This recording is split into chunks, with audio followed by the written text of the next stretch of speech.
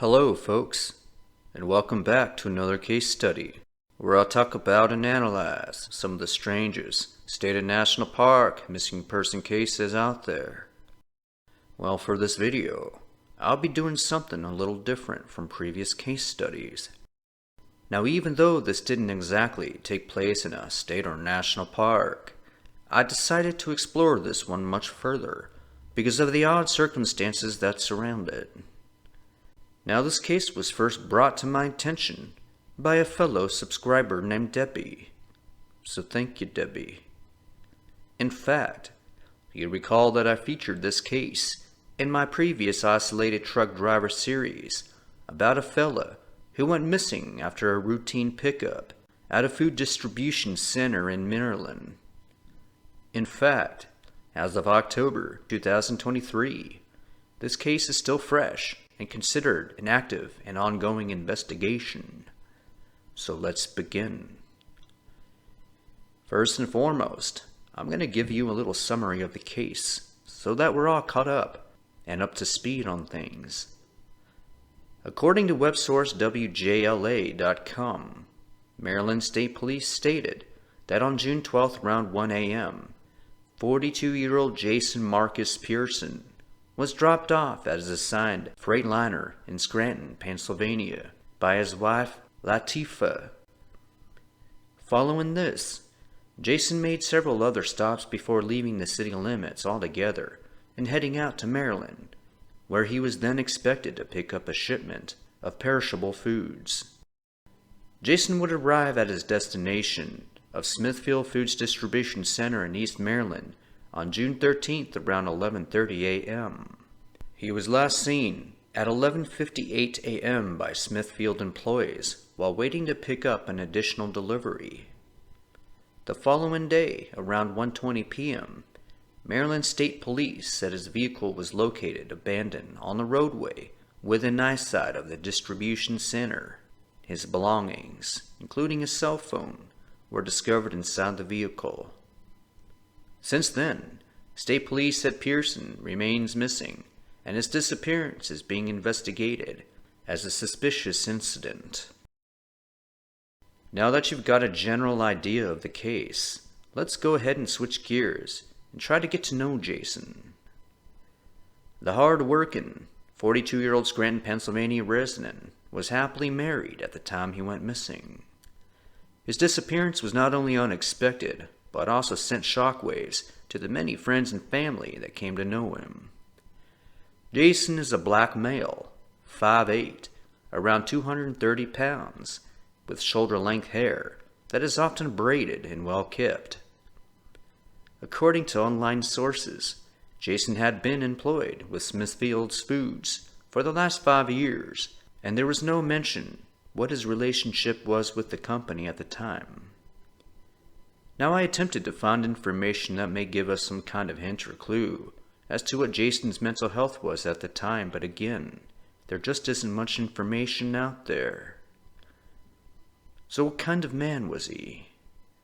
What were his hobbies? Did he have any struggles that we just don't know about? Did anyone have a beef with him? Now, I will say that Jason and his wife were very close, and their history together goes back decades. So when she hadn't heard back from him, Latifah knew then and there that something was wrong. In fact, his disappearance was reported by friends and family on Tuesday, June 13th, just one day after he went missing. News of his disappearance has spread across numerous sources, forums, and social media platforms. Hundreds of missing person flyers were set up not only in East Maryland of Cecil County, but also back home in Scranton. Despite these efforts, well, there just doesn't seem to be any leads. What about security cameras in the area? Were there any? Were they working correctly, if so? Well, we'll come back and address this issue later, but for now, let's go ahead and take a look at some Google satellite images of the area where Jason was last seen. Located at 2895 Principio Parkway in Northeast Maryland, The Smithfield Food Distribution Center sits directly in the middle of dense forest, but is not exactly out in the middle of nowhere. The neighboring company, Restoration Hardware, shares a border with Smithfield's Foods. About a mile to the south, you've got Pulaski Highway, and about 2 miles to the north, there's I-95. Now several miles to the east, there's a handful of other companies, including a Lowe's and Walmart Center, Amazon Warehouse, and GE Appliance Distribution Center. There's also a handful of residences kind of scattered out throughout the area as well. So as you can see, there's plenty of civilization out there, and eventually anyone lost wandering those woods would come across it. Now why in the hell would Jason even enter those woods? We'll discuss this later on as well. But what about the geography of the area? Are there any mountains or water sources in proximity to Smithfield Foods? Let's talk about the area where Jason went missing so we can have a better understanding of what both Jason and search and rescue were up against. The area is relatively flat with lower elevations ranging from 40 meters to 170 above sea level. The forests in the region include a variety of trees including the American beech, black cherry, hickory, maple, and oak tree. These forests are home to a diverse variety of animals that include raccoons, white-tailed deer, otters, muskrats, birds, and even large predators like coyote and black bear. However, the area is not known for mountain lions, wolves, poisonous snakes, fox, or grizzlies. However, if you know the area and can confirm this, do let us know in the comments section below, and we'll discuss whether animal predation is even an option later on. So we've covered the area surrounding the Smithfield Foods Company, but what about the facility itself? Could the missing clues be found there within? As we can see from the photos, the building is rather large, covering thousands of square feet, that shares a border with the much larger Restoration Hardware Company within the Principio Parkway business property. These areas are surrounded by lots of open parking space, but we don't exactly know where Jason was parked at the time he vanished. It was stated that he arrived at the facility around 11:30 a.m. on June 13th. If he was there to pick up a load, I would assume he may have been docked around the receiving area.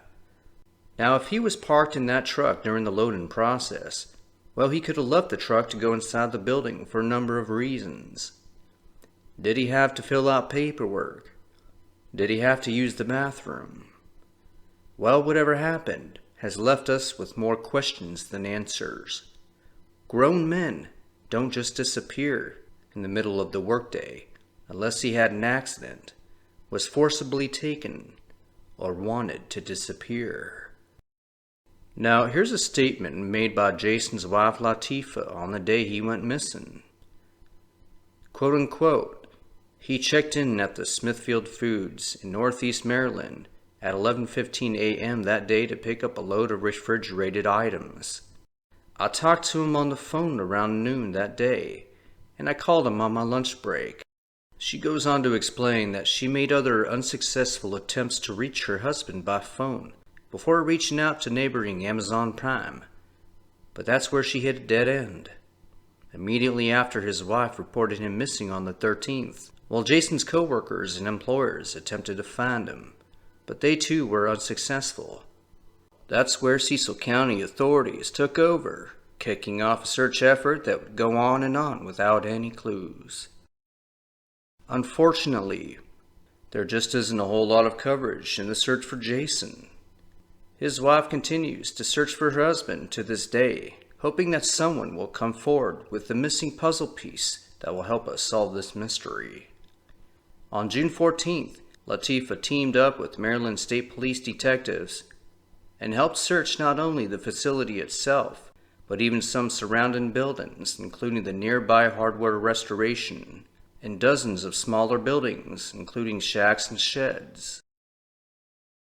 With the help of detectives and relatives, they expanded their search zone in the surrounding forests and retention ponds, searching day and night with the aid of canines, drone searches with FLIR technology, and good old-fashioned boots on the ground from a variety of agencies, including the Cecil County Sheriff's Department, the Maryland Police Department, Maryland Search and Rescue, the Maryland Forest Service, volunteers, and Jason's many friends and family. For weeks, the teams conducted their search while investigators asked the questions. Latifah and approximately 15 of her relatives, friends, and supporters posted hundreds of missing person flyers at businesses and other places throughout Cecil County, eventually expanding their efforts to include northeastern Maryland. But despite these combined efforts, there were no leads in the case. As of late October 2023, the case is quickly approaching cold case status. So what in the hell happened to Jason? Well, let's go ahead and address this burning question. We know Jason was last seen by other employees at the Smithfield Foods facility at around noon on June 13th. A short time later, his tractor-trailer would be found abandoned with all his personal belongings still inside and within eyeshot of the distribution center. This tells me that whatever happened to him happened quickly, whether he was kidnapped or simply made the decision to ditch his truck for whatever reasons. I think the feeling we're all getting is that something went terribly wrong that day. So let's talk about what may have happened to the man. As mentioned earlier, we just don't have the information needed to take any specific path forward here. However, the lack of evidence may be a clue into itself.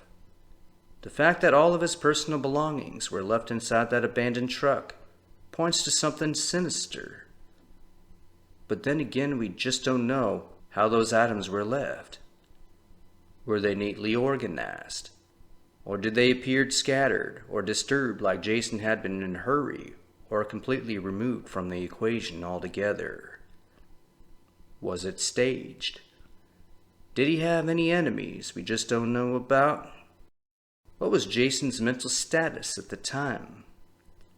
Well, Latifah seems to be pretty transparent about the circumstances surrounding his disappearance, and if mental health was a factor here, I believe she would have said so. Investigators interviewed Jason's friends, family, and co-workers, yet even they were left with no rhyme or reason why this would happen at all. Now, I myself have spent a good amount of time in the trucking business. Whenever you get a chance to stretch your legs after a long haul like Jason made, well, you take it. Is that what he did? You gotta remember that Jason made the hours-long drive from Scranton, Pennsylvania, to Northeast Maryland. He'd been driving all night and may have gotten out to take a walk or get some fresh air. Were there any trails or pathways he may have taken surrounding that facility into those woods? If so, well, that kind of complicates things even more, doesn't it? As we saw from the satellite images, there's a whole lot of forest out there, and this could very well be a needle in the haystack kind of situation. Northeastern Maryland is home to a wide variety of smaller animals, but there are some you gotta be cautious of, like coyote and black bear, as I previously mentioned. But could they really be responsible for Jason's disappearance? Well, the search effort didn't seem to find any clues pointing to this scenario. Again, not a single shred of evidence was ever found outside of his truck. Retention ponds, creeks, and other nearby water sources were also looked at as well. This brings me back to the found play scenario. Did Jason have any financial troubles, or did he owe any money? Was he involved in some kind of drug operation? Was he depressed or delusional? Again, no evidence points to these scenarios either. The one thing that keeps popping up on my radar are those facilities, though. I don't know how extensively they were searched, but it's not uncommon to hear about the occasional disappearance of a worker, only to be found within their work environment years later due to some kind of incident that was initially overlooked. Well, what about surveillance? Did security cameras pick up anything? Well, we know that Cecil County authorities analyzed the footage they collected, but were unable to find anything suspicious. Everyone involved in the search effort was completely baffled by this, including myself as I continued to replay each scenario in my mind. Nothing seems to add up, and until we know more, well, there just isn't a whole lot we can do but bring awareness to it. If it can happen to Jason, it can happen to anyone, and that's what makes this case so eerie. As we've seen in other cases, people vanish all the time without any explanation. But I believe the clues to Jason's disappearance is still out there on that property. It's clues lying in plain sight, waiting for the day someone catches them. This is one of those cases I would consider doing a part 2 on, should more information come forward. Until we find out what happened, well, we're all just left in the dark. Thanks for watching, and may we never forget the sad and strange disappearance of Jason Marcus Pearson.